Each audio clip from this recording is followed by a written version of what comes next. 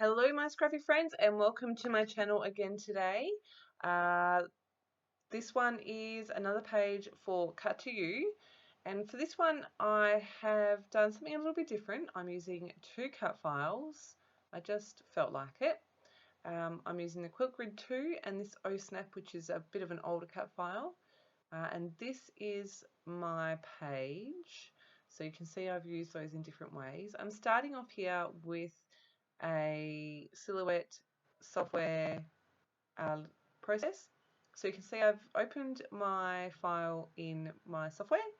I've opened the trace tool, hit the select trace area, traced over my whole design, then I've hit the trace button down the bottom. I've got all my red lines, which is where it's going to cut, and then I've deleted the PNG image. What I'm doing here is resizing this to 6 inches by 6 inches.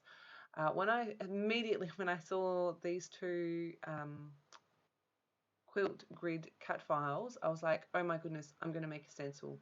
I saw someone recently, and I have no idea who, so if it was you, please let me know, had bought some repositionable sticky vinyl. I was like, oh, that'll be a good way to make some stencils, so I thought I'd give it a go. What I'm doing here is I'm doubling the cut file, so I end up with a 6 by 12 stencil. You can see I have just zoomed right in there and I'm just lining that up perfectly. Once that's all lined up, I'm going to select both of the files, hit the world button, and this for some reason took my computer a little while. It had a bit of a heart attack or something. But you can see here, it's all one big file now. I'm going to zoom back out, and you can see I've got this big piece that is about 6 by 12. I'm going to resize that so it's just inside the red lines, and then I'm going to send that through to my Cameo. Now, when I use this as a stencil, the first thing I did was I weeded all the extra bits out. So all the bits that are not part of the stencil, I took those out and I got rid of them, and I've kept this stencil on the backing paper that the vinyl comes rolled on. Just positioning that where I want it, going to go to send, and then I get my bold red lines where it's going to cut, and I can select how I'm cutting it. So it was really simple to create, and here is my stencil. Now, fair warning, this is quite a delicate cut file, so I did have to be careful, and if you know me, I don't mean to be, but I'm not particularly careful a lot of the time. So this particular cut file, the lines are quite delicate, so make sure that if you are doing this same thing, be gentle. I did end up pulling a couple of the lines away, and that was just because of my roughness, not because of any other reason. Now, for some reason, I had to make sure that was straight, because, you know, everything I do is completely straight. But it is. I've got my modeling paste, and all I am going to do here is smoosh my modeling paste through my stencil. I thought I was going to go with just a vertical line, but I'm going to put this through, and then I'm going to make it go a bit faster because it's not that exciting to watch. But you can see I'm just giving it a fairly even coat all the way across, working on Basil Marshmallow cardstock that I have not done anything to. I chose Basil because I knew I was going to add lots of water, and I didn't really want to use gesso. So you can see I'm just going to peel that off again. If you're going to use this or one of the other cut files as a stencil, just be aware that they can be quite fragile. You can see that where those lines, like those straight vertical lines are, it's kind of getting a bit more stuck there. Popping that on my cutting mat, I'm going to give that a clean. I go back in, line it up again, and so you can see that's it there. I'm going to let that dry. But I've gone back in and added some more, so it kind of comes to a bit of a taper. Now, if you follow me at all, you would have seen that last month I shared a take on Anna's sketch challenge, and I did a very similar technique, but I didn't record my process. But I've got lots of colour, and this is exactly what I did. I've just spritzed my page with water, then used the nozzles from the mists and splattered. Now, some of the lighter colours I do go in and squirt, just so that I get more of that colour on there. And I'm just going to go with lots of blues and greens. All of the colours that I'm using are Shimmer's colours. If anyone wants to know any of them, please let me know. I do have them written down. I just don't want to go hunting for them right now. So you can see exactly what I'm doing. I'm adding some water, I'm adding some splatters, I'm going to spray here and there, tipping the page and letting that colour run. I have sped this next bit up because it is more of the same, but I thought I'd keep as much of the process in for you as I could. Now again, because I'm using all the different blues and greens, I'm not terribly fussed about exactly where the colours go, but I don't want like all the teal in one area, and I don't want the darkest blue to completely take over. So I'm just being a little bit aware, working in little sections at a time.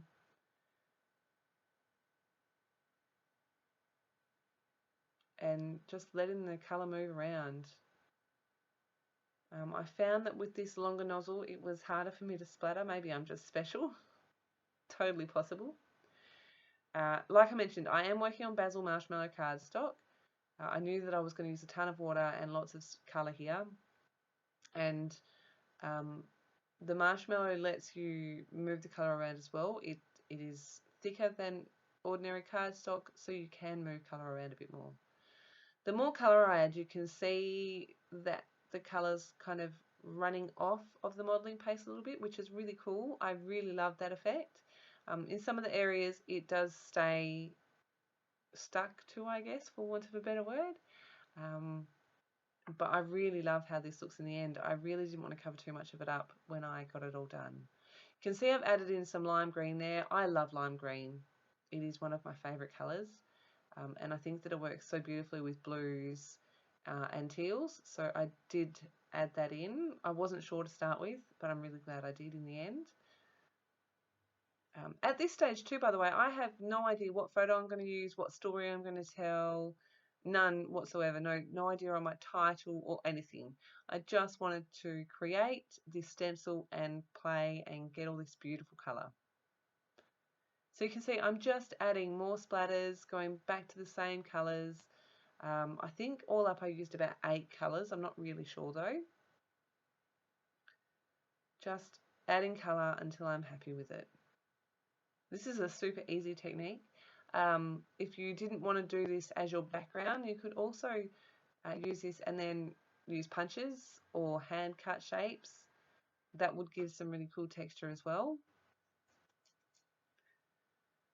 Because of that modelling paste in the background, you've got the texture to start with, and then you could always add more. So I'm just continuing on with this colour. I am going to let it run and drip down and up the page, which you'll see in a second what I'm talking about.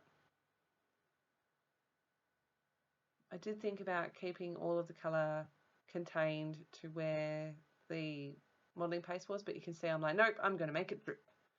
So that's exactly what I do. I get it to drip both to the top and the bottom, add more water, add more colour, and just tap that paper. So you can see in that section I didn't have a great deal of colour, so I'm just adding some more, letting that run back, adding a bit more water, adding a bit more colour, and just tipping that. I do dry that with a heat tool so that I can add my splatters, and then I walked away. I left it for a couple of days, and then I was like, okay, I've got to get this layout down. What am I going to do? I found these photos of my youngest child. He's a clown. I think we've established that already. And then I was like, what can I use for my title? There was one line along the bottom there that I do cover up of the mixed media that I wasn't really happy with how the modelling paste came out. So I knew I wanted a fairly big-ish title that would cover most of that up, which works perfectly. So I found this Oh Snap title. I've cut it fairly big, and you can see on my background there I've got it cut another 3 times. I just thought I would cut it as embellishments, I guess. Once I realised what I was going to use, I was like, what collection works with this? I know, Cocoa Vanilla Studio Boys Rule. So I pulled out my 6x8 paper pad, I've bagged that cut file, and that is all of the pattern paper that I use on this page is in that cut file. I did take out the heart in the O Snap cut file as well, and that's really easy. When you open it up, you do your normal trace. Once you've deleted your PNG file, you right click on it, release compound path, and then you can get rid of any of the lines that you don't want. So I just got rid of the heart because I knew I wanted to put my journaling in that big speech bubble. And I did play with my photos in the Silhouette Studio as well, so I had an idea of what I was going to do. So I'm running with the idea of the Boys Rule collection. I've still got so much of this left. I love it. I might be hoarding it, though I'm trying not to. So that's the ephemera pack that I pulled out. I toyed with the idea of the stars. Now I really didn't want to cover up too much of this, so that's part of what my problem here is. Pulled out the chipboard. That banner I'm going to keep on there. That arrow I get rid of. But that banner says fun and games. I was just like, that's perfect.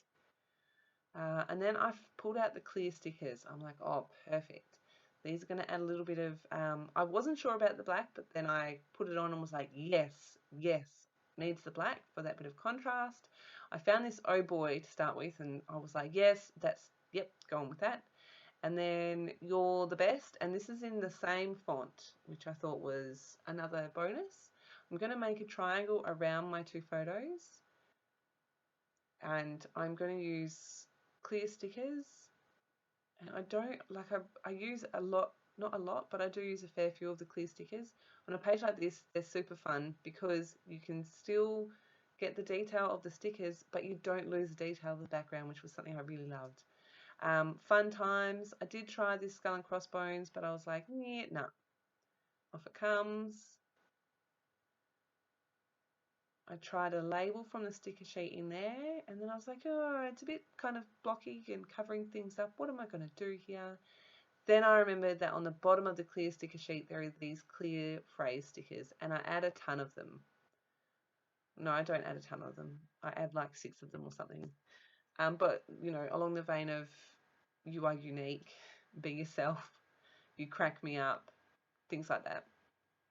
So there's 2 down the bottom, 1 right up to the top Oh Snap bubble, and then 1 to the right hand side Oh Snap die cut as well, and then 1 here that I know that one says LOL. I remembered that because the other day one of my children said to me, Mum, what does LOL mean? And I just thought it was funny that this, like, the same time-ish, I used a sticker that said that. Thought I would bring a little bit of black to that title, so I'm using some black thread.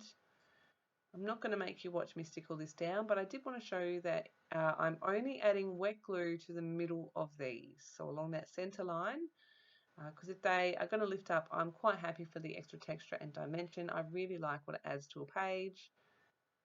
If you don't, then by all means stick the whole thing down. So you can see I'm just pressing onto that glue in the middle. I've stuck all the rest down, and now I'm just adding glue to the back of this cut file, which I did put some foam behind, and I put foam behind my photos as well. I'll lay that down.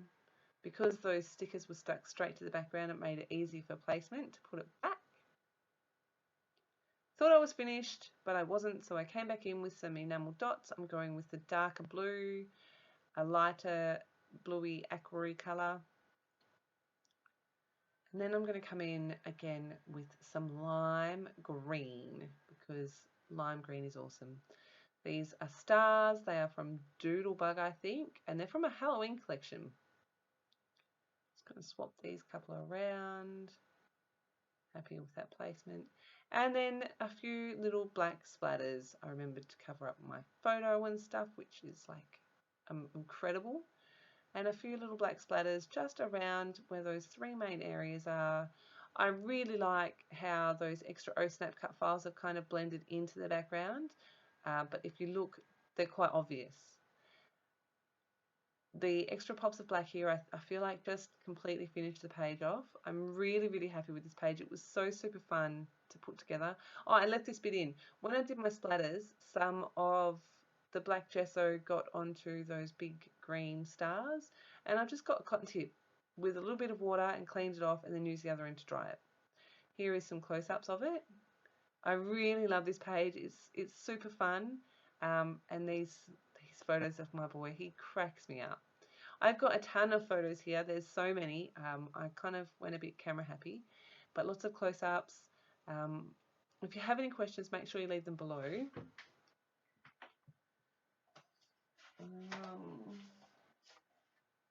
I thought I had my list behind me. But yeah, if you want to know any of those colours that I've used, please do let me know. There is also the mood board challenge over in the Cut to You HQ group.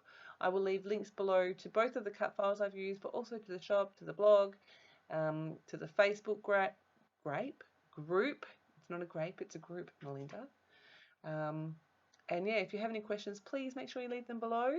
I really do love to hear from you guys. A big, big thank you, as always, for stopping by. I love that you enjoy spending your time here with me, learning about my crazy children's crazy antics. Have a fantastic day, and I will be back again soon with another share. Thanks for stopping by.